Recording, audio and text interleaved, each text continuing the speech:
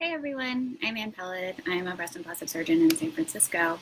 And this is our episode 2 of our Facebook Live events. And with these sessions, we really want to provide general information to help address concerns and issues that come up with patients. Unfortunately, in this forum, we can't actually address specific patient questions, but definitely feel free. We are happy to do Skype calls if you want to reach out through our Facebook page, and we can set you up with those. So as a dual-trained breast cancer and plastic surgeon, I get asked a lot of questions about both mastectomies and reconstruction. So today I wanted to try to answer some questions on both of these that we've gotten from patients in the office, as well as through some of our platforms like Instagram or through Facebook. So one of the main things I want to talk about today is this question of over the muscle or under the muscle reconstruction, because it comes up a lot, and over the muscle is a somewhat newer technique, and so people have a lot of questions about it. So the first one that's come up here is, can your skin be too thin for over the muscle reconstruction? And the reason this comes up is because if your implant is under the muscle, then you have the layer of muscle to protect the implant if you have thin skin. But what we know is that if your skin is able to support a reconstruction, which most people's are, that going under the muscle versus over the muscle actually doesn't change much in terms of how people do. So I would say that they really are equivalent. And if you can have a reconstruction, you can have it over or under the muscle. Another thing that comes up a lot is over the muscle less safe from a cancer perspective? And of course, when we're doing mastectomies, either for women who already have cancer or for thinking about women who are trying to protect themselves from getting cancer, we want to do everything we can for this to be safe. But what we know is that even if you put the implant over the muscle, that if cancer were to occur or were to come back, you would almost certainly be able to feel it in the skin, and that having the implant over the muscle wouldn't change that. And one of the reasons we know that this is safe is actually for years and years, people have been doing tissue reconstruction, where you use your own tissue from your stomach or your back over the muscle, and we haven't seen an increased chance of recurrence in those patients. So I think those of us who do a lot of this kind of surgery feel very comfortable with over the muscle from a cancer perspective. Other questions that have come up. So what are the downsides to going over the muscle? I personally am super excited about this technique. I love being able to offer it to my patients, but of course nothing is perfect. And so I would say one of the main things that we see is in women who are thinner or have thinner skin, there's a potential to see more of the implant. And so you may see some of what's called rippling, which is where you actually kind of see the top part, the edge of the implant when you put it over the muscle. One of the ways that we can fix that is with fat grafting. And also our newer gummy implants tend to be what we call more cohesive, meaning firmer, and the gel is better, so you're less likely to see that rippling. So in my mind, that's kind of the main downside to over the muscle. The thing that over the muscle offers, which is amazing, is that it completely takes away the issue of muscle animation that women have when it is under the muscle, where when they flex their pec muscles, they can completely see their implant and it changes their skin. And I know that for my patients, that's a really big issue when they have under the muscle reconstruction, and that is completely fixed with doing it over the muscle. Under the muscle, can it cause chronic neck and back pain? And does this get better when you switch this? So definitely. I think that, thinking about your chest, you have all your trunk muscles all connected. And so it makes total sense that if you would disrupt one of them with putting an implant underneath the muscle, and really what you're doing with under the muscle reconstruction is not only creating a space that didn't used to be there underneath your pec muscle, but you're actually also cutting it all along the bottom. And unfortunately, I think a lot of women don't realize this when they have that surgery. And so that can really disrupt your entire muscle system of your trunk. So certainly I see some patients who have chronic neck pain, back pain, they have muscle tightness, they have issues with doing exercises that end up activating their pec muscles. So one of the procedures that I love doing is when we actually switch those implants from under to over, because you're putting the pec muscle back where it's supposed to go. You actually literally sew it back in place, and then you then put the implant over the muscle, and really patients feel better instantly. It's really fun seeing people who come in after their implant revisions and they end up feeling better than they did after the first surgery. I just got a question that came up through Facebook Live about, can you talk about the implant illness we keep seeing articles about? And I think this is such a great question that's very timely. There's a lot about it in the news right now. And what we are seeing is that some women who have breast implants are having symptoms that tend to be pretty broad. They can be joint pain, they can be some chest discomfort, they can be headaches, fatigue, kind of generalized symptoms. And one of the concerns is are women's breast implants causing these symptoms? And I think the answer is right now, we really don't know. We went through a similar situation to this back in the 90s to try to see if women were having rheumatoid arthritis and other issues related. And the studies then found that there wasn't a clear link between the implants and the symptoms that women were having. So I think that we're right now through the plastic surgery organizations doing a great job gathering more information about this, following women more closely, having more registry data, and my hope is we'll have a better sense in the coming years about exactly what's going on. But I would say now, certainly some women seem to see this, but we really don't know exactly what's causing that. So moving back a little bit to some other questions related to over-the-muscle reconstruction.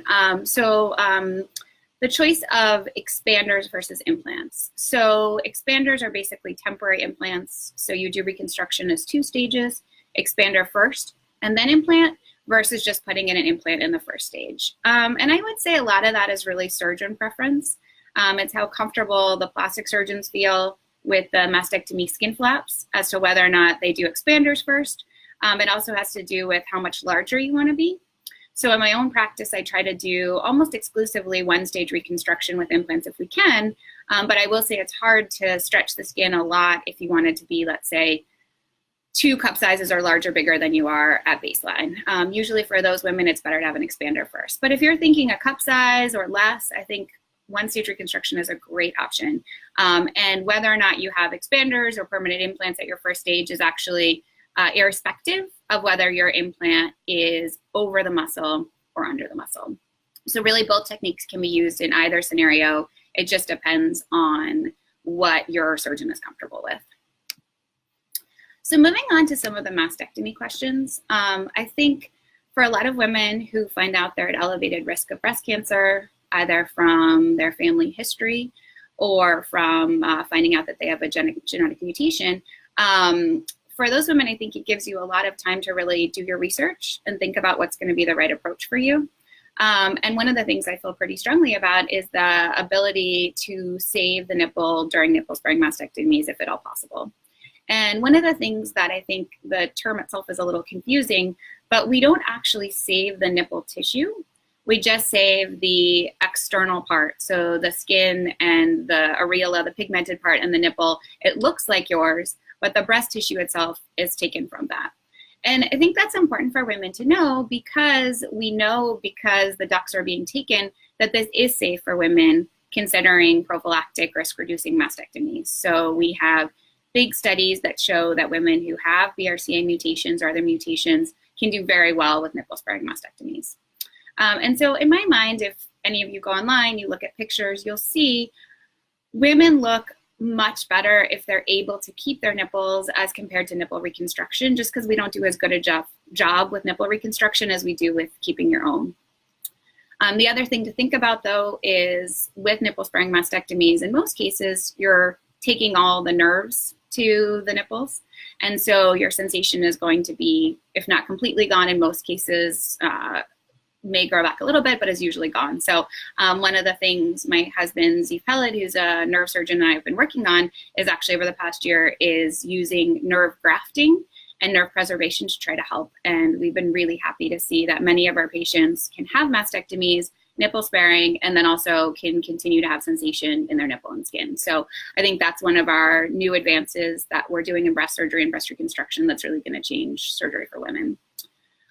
So for nipple-sparing mastectomy, kind of who is a candidate for it, I would say really pretty much any woman, either with cancer or thinking about preventing cancer, who wants to keep their nipple should be able to if it's technically feasible.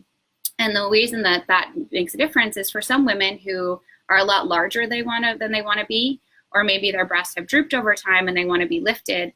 For those women, they may need an initial surgery to do either a breast reduction or a breast lift to get their nipples set up. And then at a second surgery would then have their nipple-sparing mastectomy and their implant reconstruction. I get asked questions from other surgeons and patients sometimes about what is this like? How does insurance coverage go for this? And really, we know that there's a true psychological benefit for women to being able to keep their own nipples. And then we also know that it's safer for women if they do have that first surgery to set everything up, kind of, it's called a nipple delay, essentially, to delay everything and decrease complications. And so it's better for women to have that first stage reduction or lift. So I think when we talk about nipple-sparing mastectomy, we know that that is a great option for women, even if maybe at first glance, they wouldn't be the best candidate for nipple-sparing mastectomy. So my advice is in general to ask your breast surgeon about, is this an option? Is this something he or she has done? And then think about it, because in the long run, especially if you're thinking about having this as a prophylactic surgery, you really end up with much better outcomes, even if it means another surgery initially. Some other questions are kind of about what to expect from a recovery standpoint with these procedures. So I would say that doing the surgery and placing the implants over the muscle has really changed what this recovery looks like. For any of you who've been through, especially having an expander, stretching out your muscle, that can be a really uncomfortable process for women, and I think can lead to a lot of pain early on, also limitations in activities. It's been really pretty amazing with my patients seeing after the surgery, having a double mastectomy and over the muscle implants, they go home the next day. You do have to have drains, which everyone hates, but they come out pretty quickly. But you go home the next day and most people feel pretty good. You know, you're not going to be out running marathons, but you're home, you're doing normal light things around the house, up and about, walking around, feeling pretty good. The drains typically come out around 10 days to 14 days, and everyone loves getting those out because you just really feel much more free to do what you want to do and don't have to feel the drains anymore. And I would say after about 2 weeks, once the drains come out, most people feel like they can get back into many of their normal activities. Personally, I think it's great for women to go see a physical therapist after this kind of surgery to help get back into their activities, have someone do lymphatic massage, help with any swelling. So I think that really helps a lot with women going through the surgery. But over kind of the 2 to 4 week period, you can kind of get back into most things you want to do. So people who are cyclists, people who want to be running, elliptical trainer, Orange Theory, yoga, most people by 4 weeks are back doing a lot of the things they were doing before surgery. I would say by 6 weeks, that's kind of the mark where you can be doing almost anything without feeling it much. The things that take a little longer to come back, as you could imagine, are things like push-ups, upward dog, plank position, that kind of thing that really presses on your pec muscles. I actually had someone ask me recently, I guess they had heard that they could never again do push-ups once they had mastectomies and reconstruction. And I will tell you that is definitely not true, especially with going over the muscle. Your muscle is exactly where it started.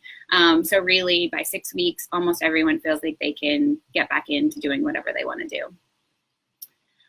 In terms of exercises that I recommend for thinking about what to do after surgery, I would say the best thing to do after surgery actually kind of goes back to before surgery. So there's this idea of getting strong, getting healthy, especially if this is a surgery you have time to plan for. I strongly recommend trying to get your chest muscles strong and being in good shape before surgery.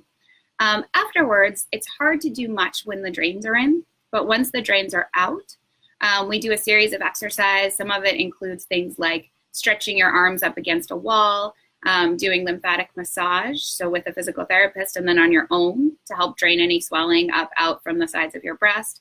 And then also just generally getting back into lightweight upper body lifting, which really can help you mobilize your fluid better, decrease swelling, and help you heal better. So in my mind, those are some of the best things early on. And then just getting back to your life. I think one of the things many people are trying to do is just get through the surgery in order to not have this risk of breast cancer be this huge role that it's playing in their life. And so I agree. I think the goal is let's get you through this, get you back to where you were, and in some cases looking and feeling better than you started, which is the ultimate goal. So other couple quick questions. Insurance coverage is something that comes up a lot, and we just celebrated yesterday something called Brave Day, which is there's a group called the Brave Coalition that really helps educate women about their options for reconstruction. And I think, unfortunately, a lot of women in this country still don't know that breast reconstruction is a right and that your insurance company will pay for it. And the wonderful thing is that that is at any point. So once you've had breast cancer or you have an elevated risk of breast cancer, anything that happens to your breast falls into a reconstructive space. So I would say for women out there who have under the muscle implants that bother you, that you don't like how they look or feel, I really would consider going in and talking to someone about switching them over because insurance would cover it. And you may find that it ends up being a huge positive benefit to your life to have implants in a place that look and feel better. So again, we're very lucky here. This includes fat grafting, this includes implant exchange, kind of all the parts that we do that really make our breast reconstruction successful and look and feel good, all falls into this category.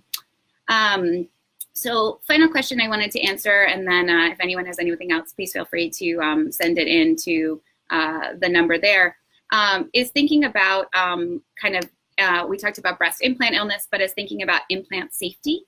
And there's been a lot of talk recently about a rare kind of lymphoma that's been associated with implants. And I think it's really important to address this because it's confusing and it's concerning. And I think it's an important thing to talk to your surgeon about. And essentially, there are different kinds of implant types. And one of the implant types that has texturing on it has been associated with a very rare form of lymphoma. And the rates are anywhere from 1 in 3,000 to 1 in 300,000. So it's very rare. And if it does show up, it usually shows up with swelling in one area that comes late.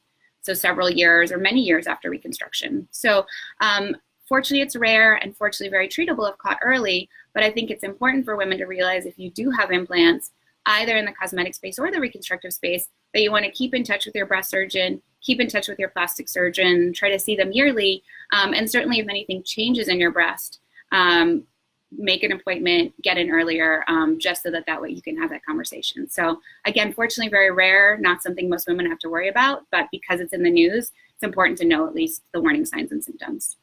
So anyway, happy to join all of you today. If you have any questions, please reach out via our Facebook page, and we're happy to take more discussions or have Skype calls from there. Thanks.